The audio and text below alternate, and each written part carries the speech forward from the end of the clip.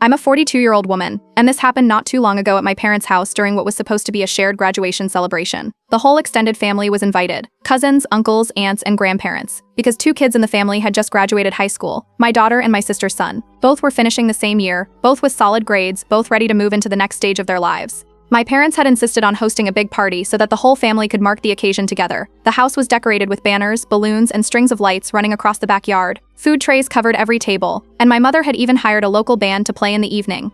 People milled about, catching up with relatives they hadn't seen in a while, and for the first hour, it really did feel like a happy occasion. Then my father called everyone outside, saying it was time for the big surprise. All the guests filed out onto the driveway. Sitting there with a giant red bow on the hood was a brand new car. It gleamed under the afternoon sun, the paint so fresh it looked like it had just been polished. My nephew stood front and center as my father dangled the keys in his hand and made a show of the presentation. The crowd clapped, phones came out to record the moment, and everyone shouted their congratulations. People joked about who would get the first ride, where he would drive on his first road trip, and how lucky he was to start adulthood with his own car. I watched my daughter standing off to the side.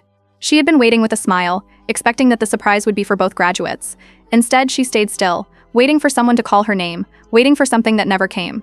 The cheering went on as my nephew sat in the driver's seat and revved the engine, the sound echoing through the neighborhood. My mother wiped away fake tears, saying how proud she was, while the family crowded around to take photos with him in the car. After the excitement settled a little, my father handed me a plain white envelope. I already knew what was inside because I had seen my mother preparing it earlier in the week. My daughter opened it in front of everyone and pulled out a generic gift card. No wrapping, no ribbon, just a rectangle of plastic. The silence around her lasted only a second before people turned back toward my nephew and the car, making comments like, "Oh, cars are just more practical for boys," and "She'll understand. She's a girl. She doesn't need one right now."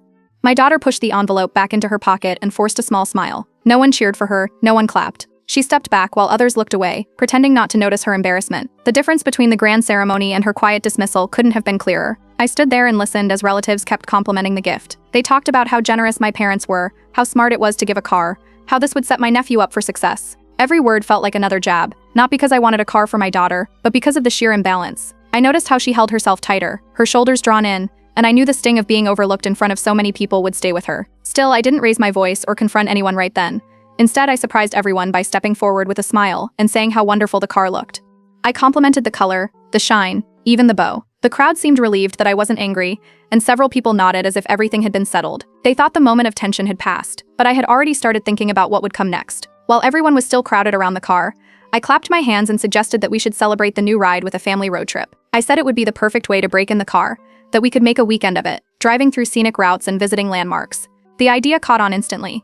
People shouted their agreement, saying it sounded fun and adventurous. My nephew grinned from ear to ear, already imagining himself at the wheel, showing off